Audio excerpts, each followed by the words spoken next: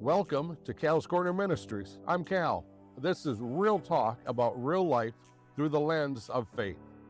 No sugarcoating, no pretending, just honest conversations. God's truth and how it actually plays out day to day. If you're trying to walk this out in your life, you're in the right place. Let's get into it. Hello again, everyone, and welcome to another episode of Cal's Corners here, Cal's Corner Ministries right here. And we want to thank, first of all, Ariel with Ariel Grace Marketing for putting this together here, and appreciate that. And also want to thank Sam Stitt from the Heritage Wedding Barn up here in Hart, west of Hart. It's a beautiful barn. This place is unbelievable. And finally, want to thank our guest today, Scott Melcher. Thank you. So, yeah, welcome in, and it's great to have you. It's great to be here. Yeah. I met you like an hour ago. Yeah. So no, we don't know each other until it's taken Ariel here a little while to get us set up, get everything going, and so we're just glad that Scott's has volunteered to say yes. And Absolutely. yeah, and you're going, I don't know this guy. Well, we have a mutual friend in Mitch Roberts, Yes. and Sam and some of the other guys, and Mitch probably said, hey, this guy wants to do a podcast with me, and you're going, Whatever it takes. whatever it is. So, yeah, so let's get with it. So Scott, tell me about the early years of Scott Melcher. So I grew up in Racine, Wisconsin. Was born in 1970, May 2nd. Grew up in not a non-Christian family and all that stuff. And my mom was a big alcoholic and eating disorder and all that. So there was a lot that wasn't given to me from my mom and all that perspective. And my dad kind of was a hard man and didn't really show much affection. I mean, my whole life I've never had a conversation with him ever once, and so it was hard growing up in the home, never getting anything back from him and all that. And he kind of, the only way that he would ever show me anything was through sports and all that. And even then, it was really difficult to get any affection from him or anything. I never heard the words like "I'm proud of you" or "good job" or anything like that. And so, yeah. Grew up in just a neighborhood with a lot of kids and that, and played sports with all the kids and all that, and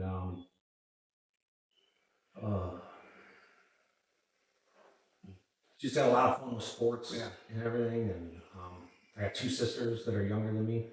One's 4 years younger, one's 5 years younger. Mm-hmm. And Okay. Yeah. And you found some success in athletics through swimming. Yeah. So, well, let me back up a little bit. Yeah. So the first problem I ran into, so I got a dad that's not really paying attention to me, and in junior high I got a lot of bullying and all that from other people in junior high. And then when I was in junior high, around 10 years old, I was sexually abused by my school teacher. So then there's another man I can't trust in my life, and I went and told my parents about it, and they didn't believe me, said I was lying and that, and so no support from that. And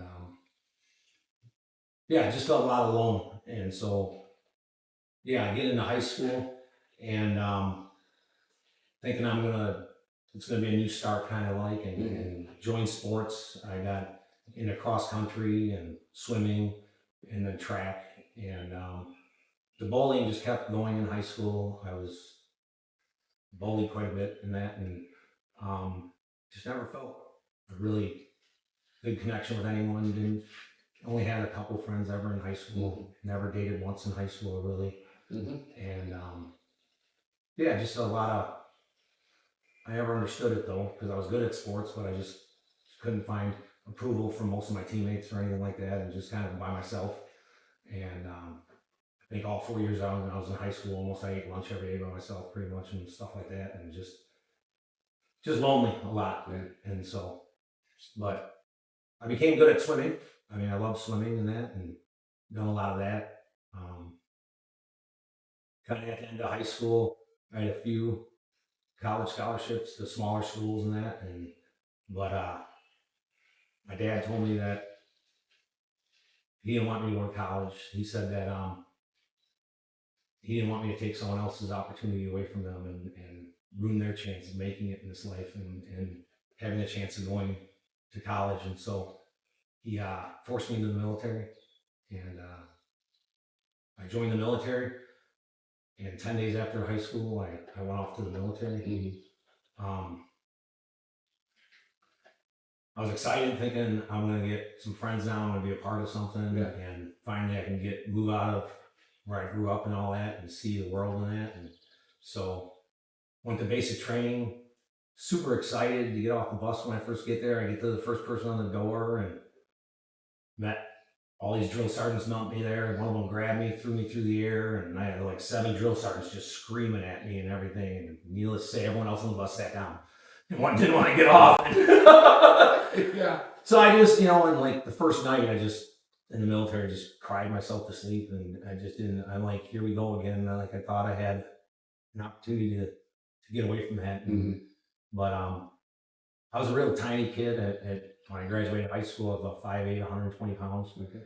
And so, but I started to excel at the military, especially the physical part of it and all that. And I grew quite a bit. In 1 year in the military, I went from 5'8", 120 pounds to 6 foot, 230.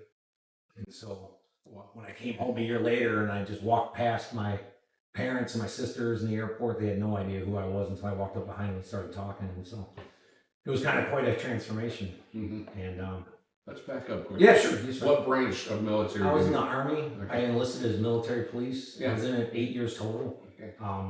5 years in the regular Army and 3 years in the National Guard.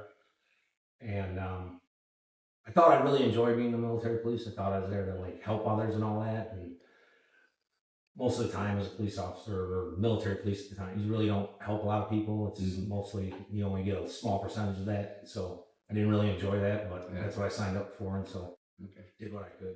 Yeah.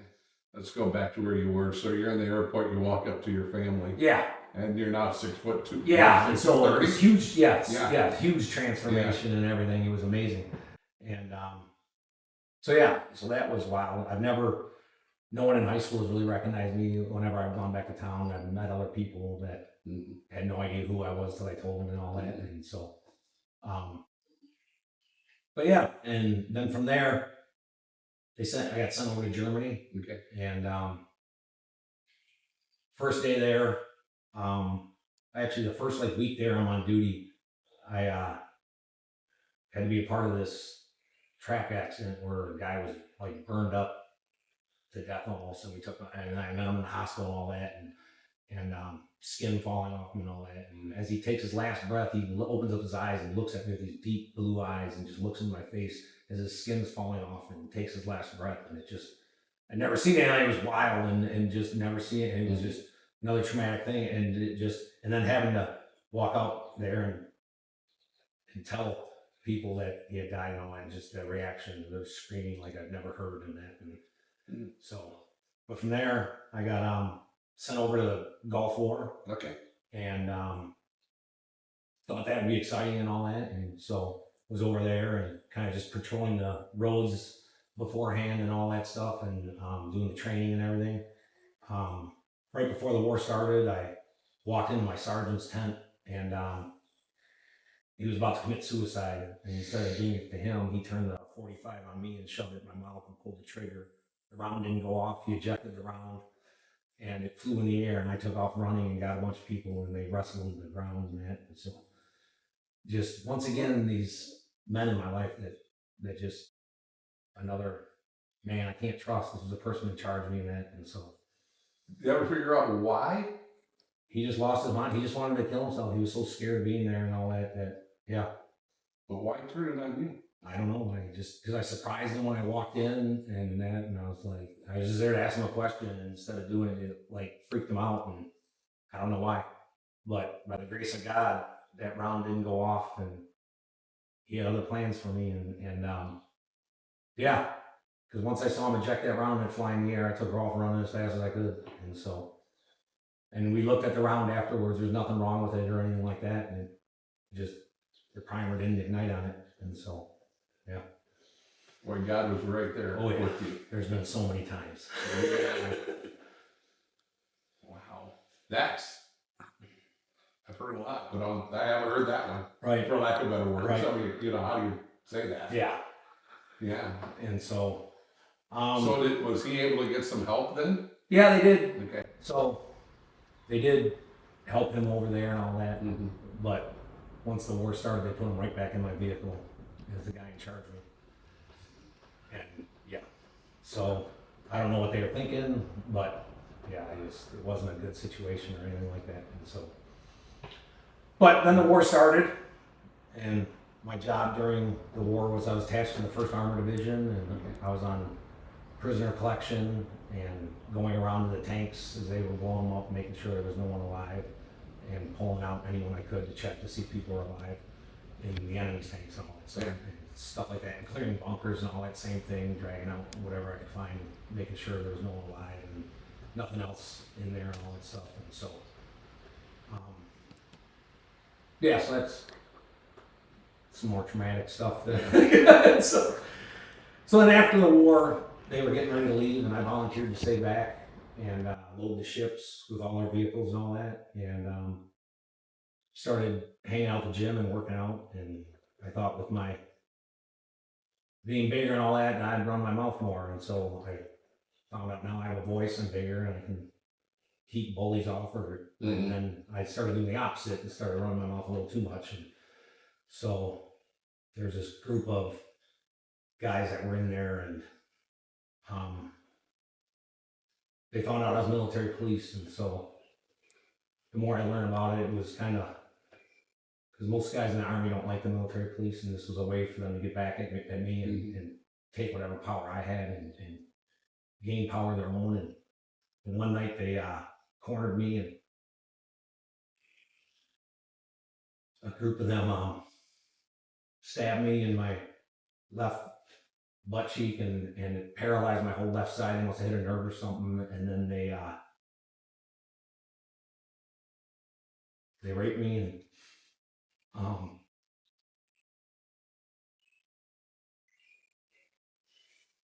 yeah, he joined the military to get a band of brothers, and yeah, even though they weren't my unit or anything like that, there's that the pain that causes and the trauma of that whole thing. And yeah, I don't know really how to explain it. It's just, once again, I have nobody, and just anyone that I try and do anything with is just wants to hurt me. Yeah. And so I made a vow, just an unholy vow at that time, that I would never trust anyone ever again, and I would do whatever I could to get back at people like that. And so it wasn't soon after that I got sent back to my unit, and then home on leave for 30 days. I never told anyone about it. That was buried for so long. I just pushed that down. And I got into drinking a lot then after that, drinking and drugs, and heavily into drinking to just obviously medicate the pain I'm in and that. And yeah, so it started when I got home, and then went back over to Germany, and I just started drinking all the time, drugs. And then I found women and that now. And so out of my twisted mind, I thought I would get back at these guys, even though they're not around. I don't really know where they were, who they were, but I would start sleeping with guys' girlfriends and other service members and their wives when they were out in the field, and that as a way to retaliate and just try and ruin other people's lives like mine was ruined, and that. And ruined a lot of lives and a lot of marriages and stuff like that through that. And it just wasn't a good headspace to be in or anything like that. And from there, I got sent to Kansas. I got sent to the 1st Infantry Division in Kansas, and it just, my problems continued. And then it started to get worse. I started getting more violent and fighting, and in and out of alcohol treatment in the military. Plus, I didn't really like being an MP, and so I figured out that if you go to the bar and hit somebody and get in trouble for it, they put you in alcohol rehab for 3 months. And so I just kept doing it over and over. And yeah, it's just, there were some great parts in the military for me and all that, but that just overshadowed everything. Yeah. Because it should. And there's a lot of military sexual trauma that goes on that doesn't get talked about, and that. And I've heard that. yeah, it's quite frequent, and I'm not rare, and so it happens quite often. And I just, wish they had addressed something like that more. But anyways, from there, I'm in Kansas, and I meet my wife there. Okay. And she happened to be there with a friend. Friend kind of like talked her in. She was at Purdue at the time, talking because she was dating someone that was in their friend and wanted to drive out with us in Indiana. And so they drove out there, and I saw her at Burger King, and I left a note on her car. And then that night, I met her out at like the clubs and that, and the bars, and just got to talking to her. And it was like the first time in my life someone listened to me and listened to my stuff. It was the first time that a woman, that I didn't use her or anything like that, that I actually got to know her. And it was just an amazing weekend, and just talking to somebody like I've never talked to before, and just hanging out. And so we started dating, and so I thought it was pretty cool. Her dad was a pilot, so I could, on the weekends when I'd leave, I could fly to Indiana for free and meet her there and all that, and hang out with her. And we dated for 2 years. And she asked me though if I could get out of the military, because she didn't want to date anyone that was in the military or get in a serious relationship with her. And I'm like, yeah, sure, I can get out. If it doesn't work out, I can come back in 6 months, whatever. And but it all worked out, and I ended up getting married to her on September 10th, 1994. And Okay. we've been married for 33 years now. Yeah. And yeah, I love it. Yep. And that whole time growing up, when you needed a mentor, Oh yeah, I never had a mentor. never, and the importance of it for Right. young men, for men. Yeah. I mean, I'm 67, and I got buddies today who, older guys who I can call, and Yeah. just that, the importance of that. So, tell you what, we're going to take a quick break, and then we'll talk about your marriage and your daughters, and we'll kind of go down that road for a little bit. So, you're listening to Cal's Corner Ministries. We'll be back in just a moment. Welcome to Great Men's Ministries, where men come together to hear stories of faith, to be encouraged, and have fellowship. Join us every second Saturday of the month at 7 a.m. at the Grant Depot. All men are welcome. Welcome back here to Cal's Corner Ministries, kind of part 2 here with Scott Melcher. And Scott, we kind of talked about your earlier years, and now you've met this beautiful woman who's become your wife. And let's talk about your life and your family. Yeah, so I mean, I went into marriage having no idea what to expect and all that stuff. And actually, I kind of in the beginning, I'll back up a little bit to when we met, and I lied to her about a lot of stuff. I lied to her and convinced her that I was this Christian and all that stuff, and that I held all these values and all that stuff. I happened to meet a guy in the military who was a Christian, and so little things I'd ask him, then I would recite back to her to trick her into thinking I was this other person, because that's all she wanted to marry. She told me, like, I just want to marry a Christian man and all that stuff. I'm like, well, all right, well, I'm going to do all the research now and see how I can lie about this, not trying to actually have a faith in that, and I had no idea what any of that was. And so that's how our marriage started out. And then we get married, and first year of marriage, she worked as for like DCFS and all that, and she worked nights at a children's home, and so that left me the opportunity to continue my drinking and all that. She had no idea that I was an alcoholic and into all this other stuff. So I would say goodnight to her on the phone, and then I'd go out drinking and stuff like that. And it wasn't until about the second year of marriage that she started seeing it, and then I got my first DUI, and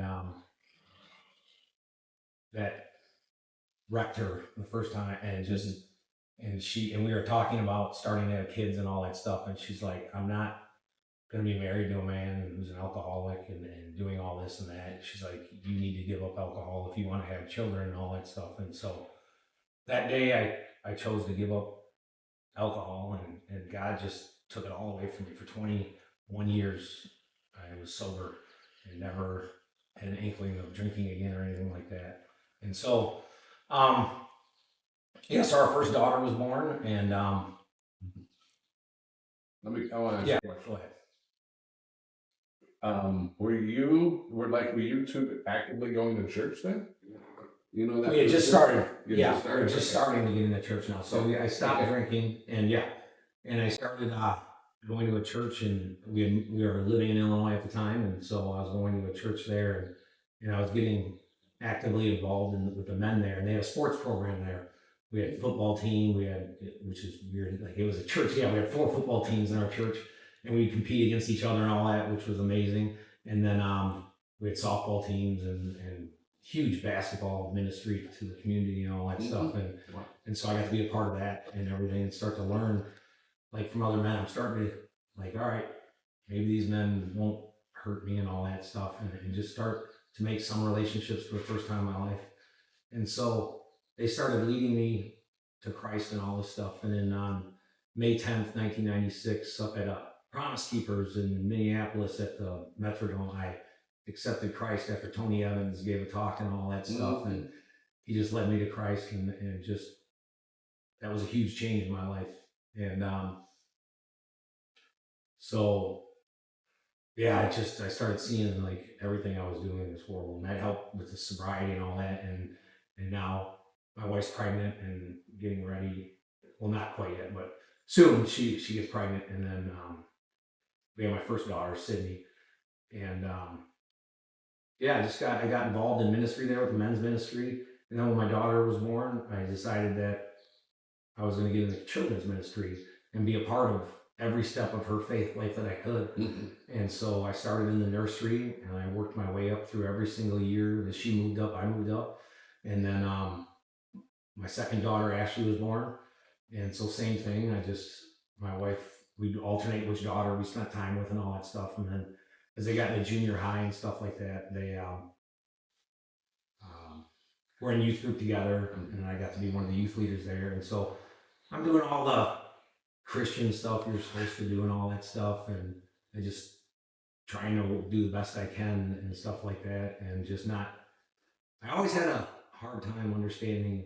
People would talk about God as their father, and I always had a hard time with that, and because I didn't realize till later in life that you really have to wipe the face of your earthly father off of God before you can come to know God as your true father.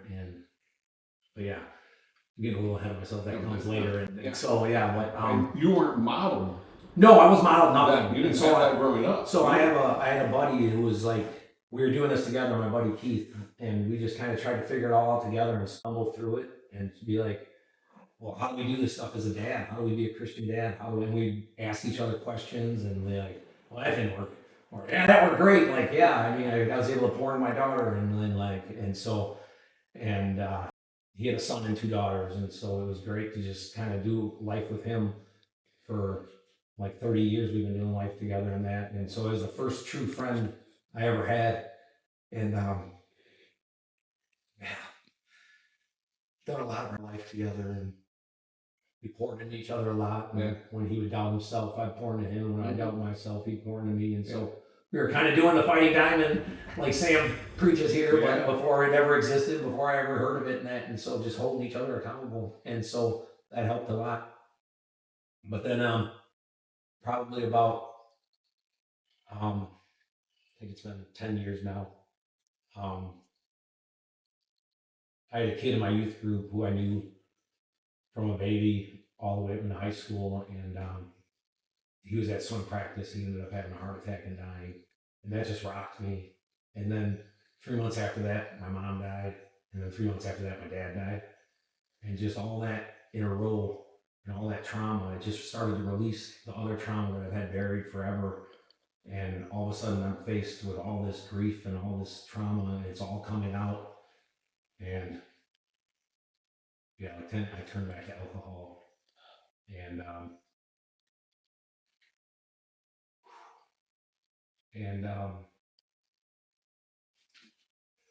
just started going down that path again, and causing pain in my friends' lives, my family.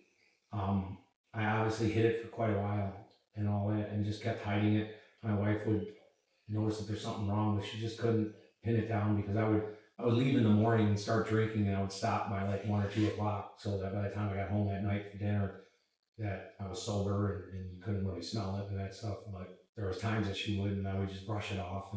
Because I've been told 21 years sober, she has no, like, why would it start? Like, she just didn't know. And like, I didn't understand grief and how bad it was and all that, and what it does to you, and how it just was like a big bowl of spaghetti, and just everything, it just all intertwines and all this stuff, and it just comes up whenever it does. There's really no steps to getting over grief. It's just time and just dealing with it and that. And yeah, so I just started drinking more and more.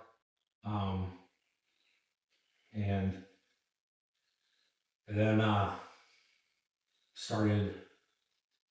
we were starting to move in that, and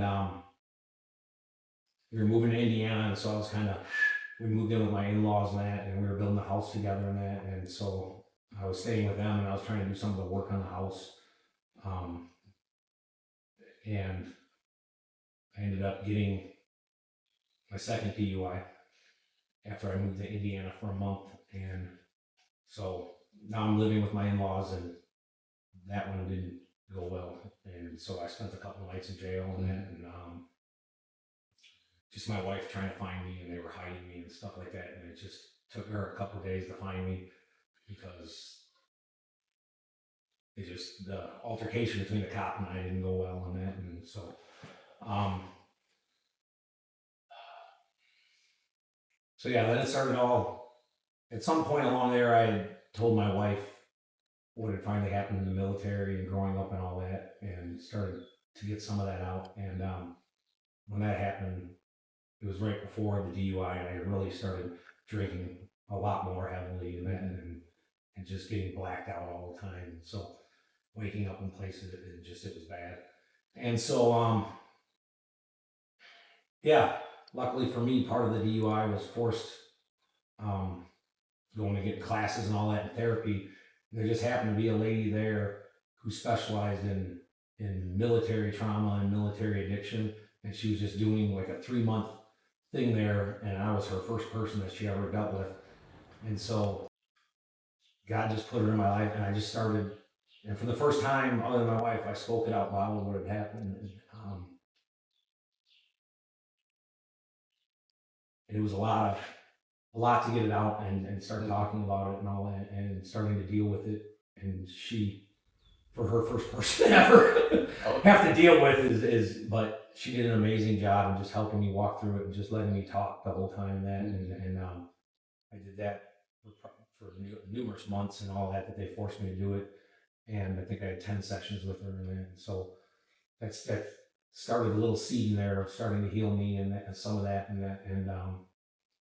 you would think I would have stopped drinking, but no, I was still hiding it and all that stuff. I would now have to have my in-laws drive me around places and all that. And so the humiliation of that, or asking my daughter for a ride somewhere, and that was a lot as a dad.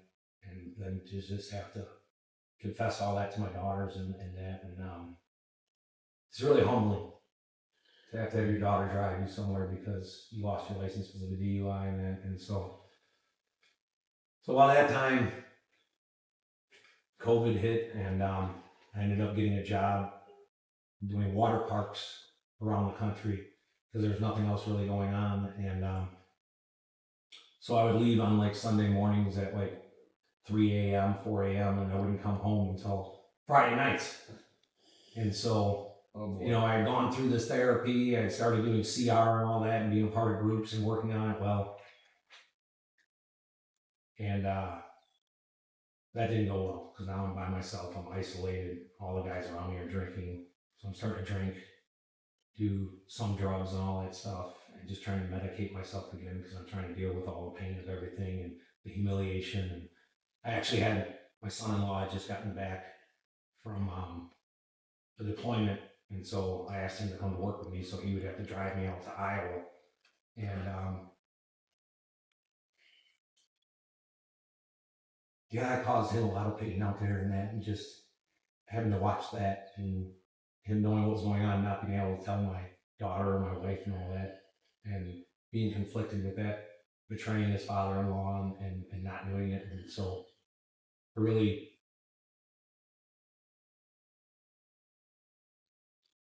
broke that relationship in the beginning of their marriage a lot, and because you know, he looked up to me in high school and all that when they were dating, and then I was taking him to work, and I was an example of a Christian man, and then my whole life is falling apart, and now he sees me doing all this stuff out there and lying to my wife and daughters and all that, and it was like a year and a half of just me falling apart and hiding it from my wife the whole time, and she never knew until a while later everything that went on out there and all that, and just him having to carry that trauma and all that stuff with him, and yeah, he didn't deserve that or any of that, and so yeah, I did that for like a year and a half, and then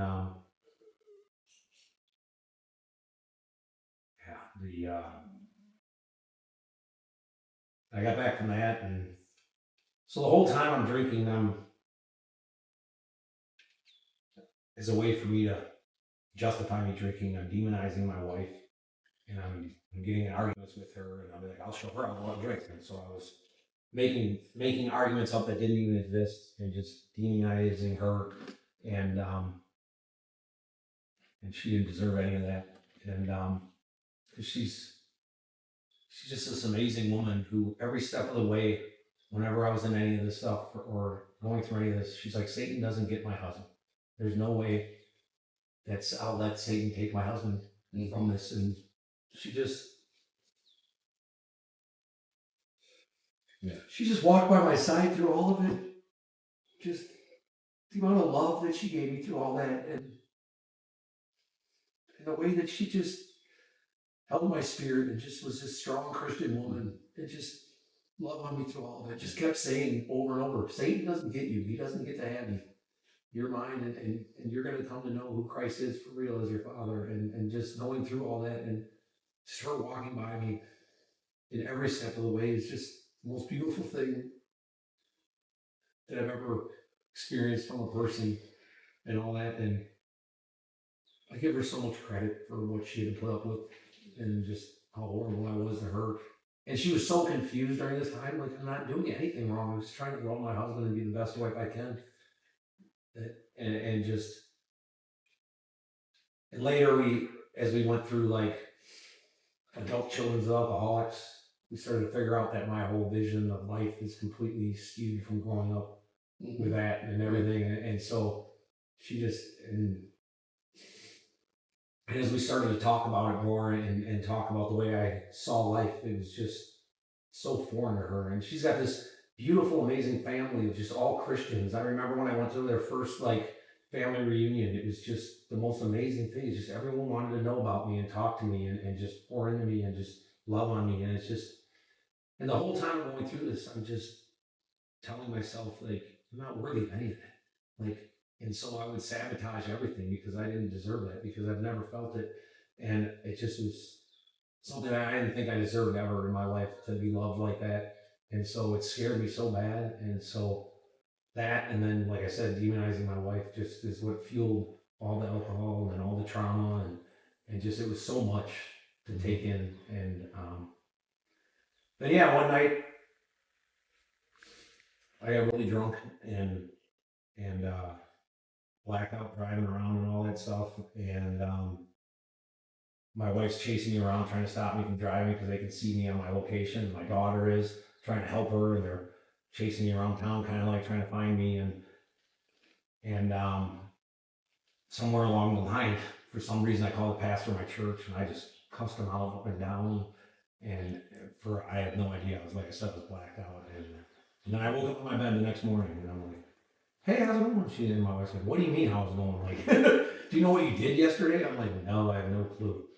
And so she started to unpack all that for me. And yeah, she got a hold of the pastor of our church, and she's like, what am I supposed to do with him? Like, we've tried counseling, we've tried all this stuff, CR, going through different programs and all that. And he just continues just with this spirit of just bitterness and all that stuff. And I just can't get control of my life. And he's like, well, I heard about this thing up in Michigan. It's called The Road, and you may want to try that. He's like, I don't know how much it'll help him. So yeah, let's take a quick break, and we're going to come back to that. But before I forget, I want to add this. While you're going through this, your wife's the rock and the anchor and the mentor. She's playing all these different roles. She's playing roles that she was never deserved to play. Yeah. Like that should never have been Yeah. But she grew up in that Christian home. Yes. So she had that. She had the foundation that you Right. didn't have. Right. Yeah. And she- isn't how God puts the two of you together, well, and in the end, you create this beautiful thing. yeah. You It's know, like she like- had 3 kids. She was always, I was like a little boy that whole time. I was never a man. Wow. So, We're going to take a quick break. You're listening to Cal's Corner Ministries right here, and we'll be back in just a moment. Welcome to White Lake Men's Ministries, where men come together to hear stories of faith, to be encouraged, and to have fellowship.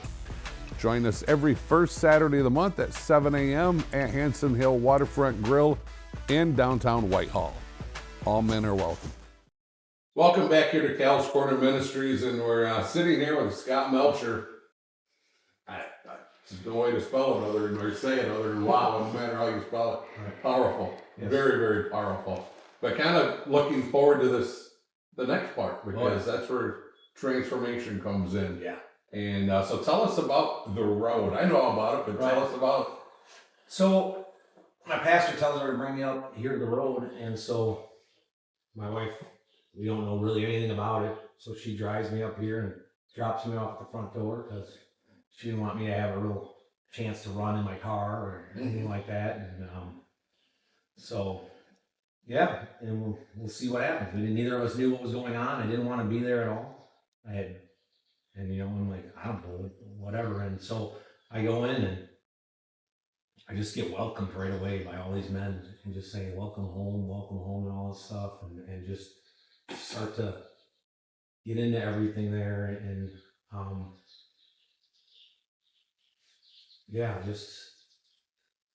it was this amazing environment that they lay out the table there and just pull out a chair for me to sit down and start to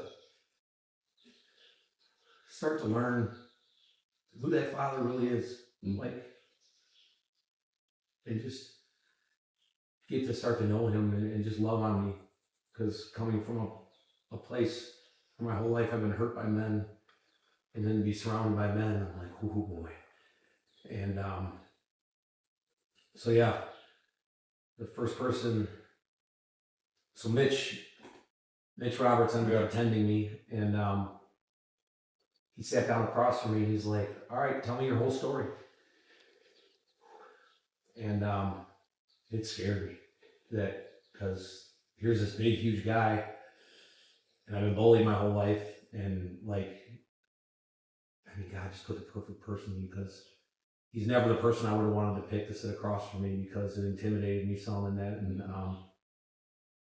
but I started opening up and telling him my story, and he just sat there and just didn't say a word just listened to every word out of my mouth that came out, and just for all my tears and everything and that, and just, and when I was done, he just stood up and hugged me. I'd never been hugged by a man before, really, and he just said that I love you, brother, and I'm proud of you for being here.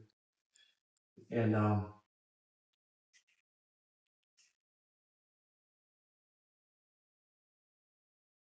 it was amazing. It was something that I had never felt in my life. I had never felt another man love me. All I felt was pain for a minute. And then he's like, you're going to go out and spend some time with your father now and get to know who he is. And so I got to go out in the woods and sit out there and listen to God and what he had to say to me. And and I just found a spot out there, and I sat down and I wrote a letter out there, and kind of like hearing God talk to me and that. And if you wouldn't mind, I'd like to read it. Please do. Yes.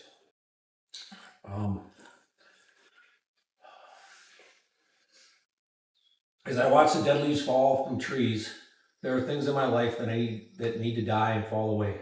Things that hold me back from growth. So these things need to go away, and I need to spend time with God, getting nourishment through his word, time alone, and people around me, and let my roots grow deeper, stronger, so new life can grow out of me.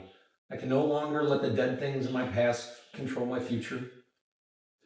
Just as leaves fall to the ground and die and become nourishment for the tree, my things need to fall and die and become the things that God has helped me overcome to build a better, stronger version of myself. I will never become who God wants me to be if I keep trying to pick up those dead leaves and put them back on the branches. They need me gone forever. So as I'm sitting out there in my chair, I just see these leaves falling from the tree, and it just inspired me to write that. And just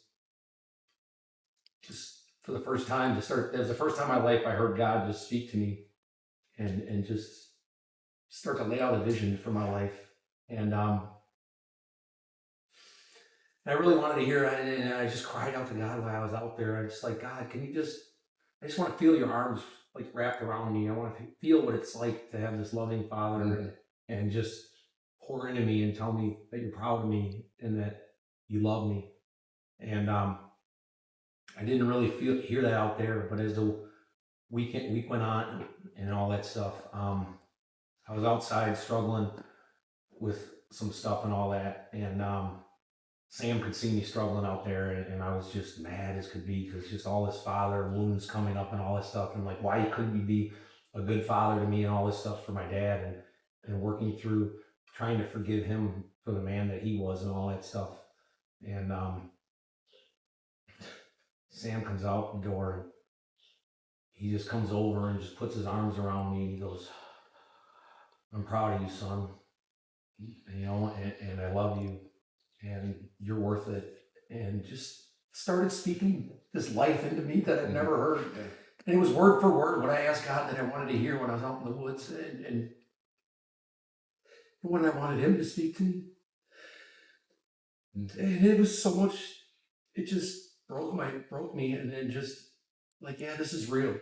This is what Christianity is supposed to be. I'm supposed to feel this. I'm supposed to feel this Father's love, and I'm supposed to be a beloved son in whom he's well pleased. And I started to believe that and learn what that's all about as the week went on and it's just incredible what those guys did for me up there and everything that place represents and everything and how it changed my life. Man, I went home from that weekend just on fire for the Lord and just wanted to do what I could. And so since then, I've been back up there like 16 times now to serve in 3 years. And it's 3.5 hours away. Yes, right? yeah. And also, I've been sober since that time. It's been almost 3 years I've been sober again.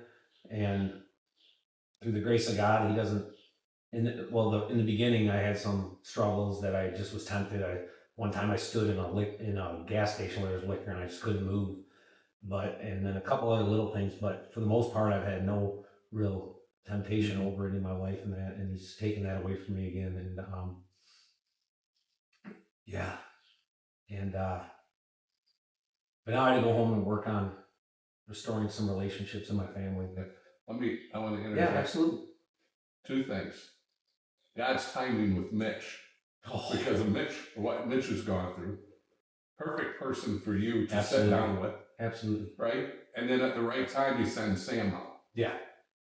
All the God's timing. Oh. That you just, God just spoke through them, Yeah. like just the Holy Spirit moving in those guys and just listening to that. And I'm so grateful for it. Yeah. And continue on. I just want and just going home and starting to have to put back my family back together from, at that time it was like 8 years of pain I put them in and all that through and everything. And so now so having to apologize to my wife and tell her everything and walk through what I went through up there and tell her everything that would happened when I was that whole 8 years and everything. And it just watching this beautiful, amazing woman get crushed, having to listen to everything I did behind her back, and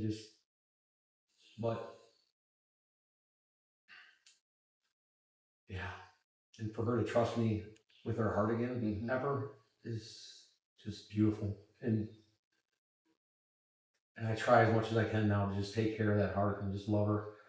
And it was about a year after going there numerous times and that she finally sat me down one time and she goes, you know what? We've been married 31 years. This is the first time I've been married to a man.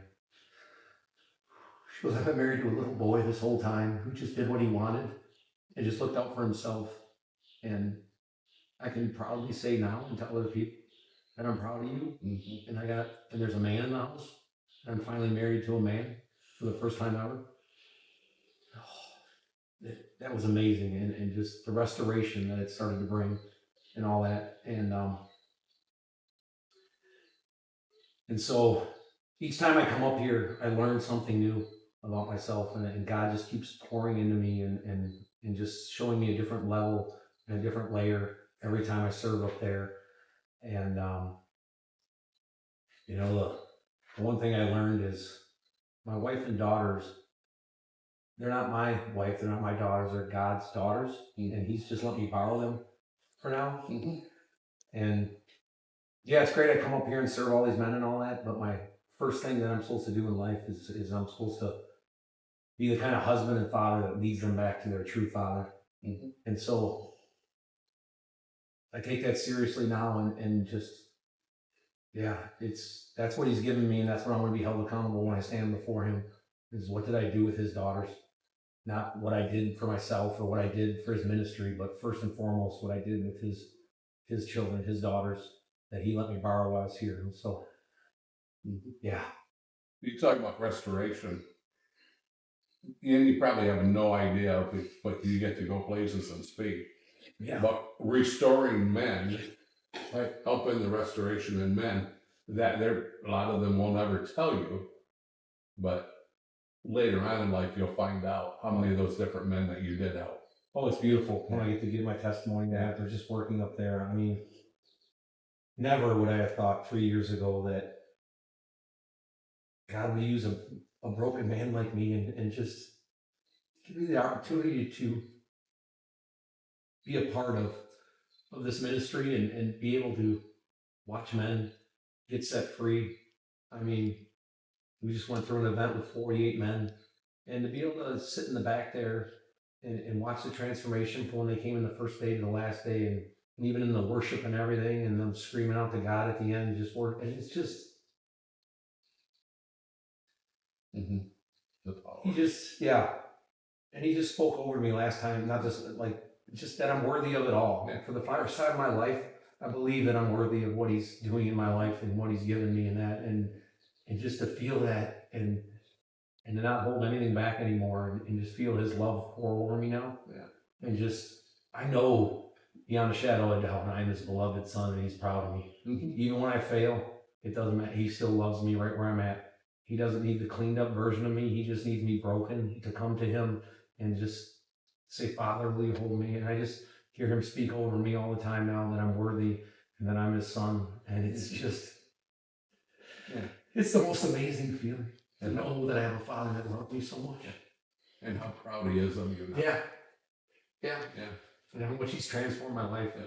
And so last year, I got my son-in-law to come through this, the one that was out in Iowa with me. And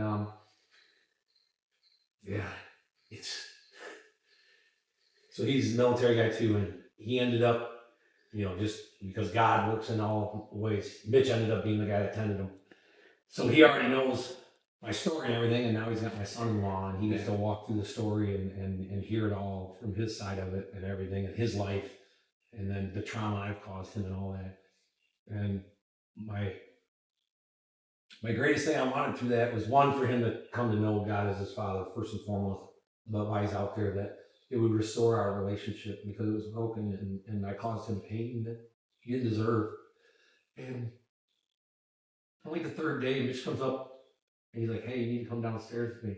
I'm like, oh, I'm kind of busy. He's like, no, you need to come downstairs. He's like, Brian, your son-in-law wants to talk to you. And I knew what that meant. And so I went downstairs, and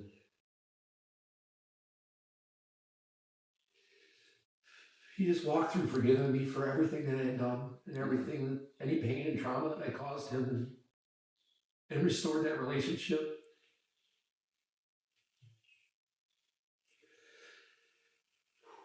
Forgiveness is amazing. Yeah, God's amazing that He can restore all things, no matter how broken they are, no matter what happens. if you can lean into him and let him take the wheel, that he can restore all things. Mhm. And yeah. So since then, I mean, my daughters have both forgiven me, my wife, him, and my other daughter is now engaged, and my future son-in-law was just up here and went through it. And so they all accepted Christ up here, or rededicated their lives up here to Christ. And my one daughter was baptized up here, and for them to see the change in my life from who I was to who I am now, and trust me enough and see it enough that they're willing to come up here and go through this and see what's going on, and to watch just my daughter get a new love for God, and my son-in-laws and that, and that's forgiveness right there, for them to see what happened in my life, and then be willing to go through the program and that, and really willing to go on their own encounter, because they saw what happened. It's just, but God can do that. That's all I can do. That He's the only one that can restore that. There's no therapy in the world that can do what He's done in our lives through the road. And yeah. I don't know how many times is that listed in the Bible, but God. Yeah. And it's a lot. Yeah. It's a lot. I just heard that the other day, and memories, not what it used to be, but God. Yeah. Yeah. So, yeah. I actually got a letter from my daughter that I'd like to read. Please And do. that she wrote me after I'd done going up there a couple times. She's like, I would just like to say that I see how much you had to change to give us a completely different life than you had growing up, and different from the whole rest of your family. That now we don't have to do all that work because you did it for us, so we could have a better life, an easier life. Like, you really changed everything you know or knew or went through, all the pain, the trauma, everything. And I know Mom and obviously God has been a big part of that too, but we'd be completely different people. And I wouldn't be able to say I've had an easy life if it wasn't for you making all those changes so that we didn't have to grow up how you did. So thank you for doing all the extra work since you went to the road. Because now I don't have to change my whole life and go through a bunch of junk. I just get to be a mom now and raise my daughter, your granddaughter, with a good life because of how you have changed and how easy you have made it for us to follow God, because I see Him in you and working in your life. I love you so much. Priceless. Oh, God. Yeah. Yeah. Yeah. I was out here on an encounter serving other men when she sent me that text, and there's so much power in that. There's so much forgiveness in that, and so much restoration and just love. And I want to say I don't deserve it all, but I do, because God says that I deserve it all, and I'm worthy of it all. And so there's just been so much forgiveness everywhere. Question is, it's been going in my mind like the last 10 or 15 minutes, like ask or don't ask, but I'll just ask, you think God gave you this journey because He knew you could handle it and then come out the other side and be the man that you are today? Oh, absolutely. Okay. I wouldn't change anything I went through. There's nothing I would change from the day I was born until now, because I get the opportunity to sit at this table with you and do this. Yeah. And I get the honor to help change other men's lives when I serve, or people that hear my story. And only God does that. Only God takes all that brokenness and puts it together and then uses it. Because He can use anybody. I'm nobody. I'm just a guy that's willing to do what He wants and go up there and serve. And I just can't believe that He uses me to do what He does. But He loves to take the most broken people that run away from Him, to fix them up and let them see how fast they run for Him. But you handled it. Yeah. Maybe a lot of other men couldn't handle it. Right. Yeah. and make a bad decision. Yeah, there's a lot of veterans that take their lives and all that from trauma they've been in and all that. And he saved me for this reason and that he can use my story to help save other men and helps clear up some of their pain and their trauma that they've been through. Yeah. And like when I get the opportunity to speak, and I'll just say yes. I tell guys, just say yes, because it's going to change your life when you say yes. Right. Oh yeah, absolutely. Yeah. So yeah, we're going to take a quick break. We're going to come back. Final segment. I got about 4 or 5 questions. Absolutely. Quickies to ask you, and then we're going to wrap this up. Right. So. Once again, we want to thank Ariel with Ariel Grace Ministries and Sam here at Heritage Wedding Bar for making this happen. Ariel Grace Marketing. Ariel Grace Marketing, not Ministries Marketing, even though she's been in ministry for 10 years before this. So, hey, we're going to take a quick break and we'll be back in just a moment. Get ready. Something special is coming. On August 5th, Scott Melcher will join us again for an exclusive bonus feature diving deep into the power of forgiveness, what it costs to hold on, and the freedom that comes when you finally let go. Mark your calendars, August 5th, only on Cal's Corner Ministries. Welcome back here to Cal's Corner Ministries as we kind of wrap this up here. And this has been heavy-hitting. It's been a heavy-hitting segment. So we're going to end this on lighter territory here. So, Scott, once again, just thank you for coming in. But, hey, tell us, what's your family doing now? What's everybody up to? So my wife and I live with my in-laws right now, which is amazing. My in-laws have been amazing. Even I didn't never mention them, but they've been supportive through this whole thing with me living there and everything, and it's been great. And yeah, we're living in Valparaiso, Indiana now, and my oldest daughter helps lead worship at our church. Okay. To be able to go to church now and have your daughter lead you in worship, lead you into the throne room, and set a table before me that I get to worship God. As she leads me in it and helps lead me in it. And a lot of times my granddaughter, who's 2.5, who's just amazing. It's just such a joy in my life. She loves to be on my shoulders when we worship. And so we go up front and we worship, and she just bounces up and down on my shoulders and is just always so excited and clapping for everything. And it just is mind blowing when I just tears run down my face almost every Sunday as I sit up there and watch her sing, and I feel my granddaughter on my shoulders. Or in the beginning when I was just holding her as a baby up there and worshiping my Heavenly Father as my daughter after everything I've been through, and it's a beautiful, amazing thing. I get that present every Sunday that I'm at church, and it's amazing. And my other daughter, Ashley, she's just doing amazing at her job and all that. She's in marketing and some social media stuff and that, and she's building this relationship with her fiance Noah and that, and I'm just looking forward to the life that they're gonna have and just having him be a part of our family and all that stuff. And and she's involved in the ministry with kids at church and that. So after all that, both my daughters to be involved in church and just still love their dad and just my whole life is incredible. Yeah. And so What's your wife up to now? She still, I like to still break myself, and she has to put me back together all the time physically because my job is in construction.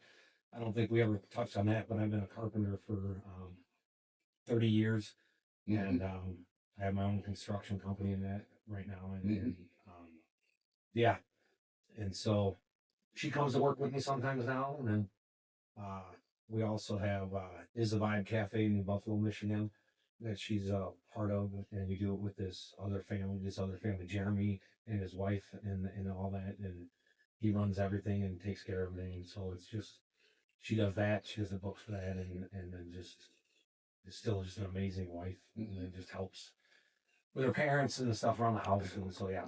Gotcha. And so Okay, quick fire. You ready? yeah. All right. Favorite book of the Bible? I'll go with Romans. Yeah, I love Romans. That is normally the answer. Oh, There's really? Romans.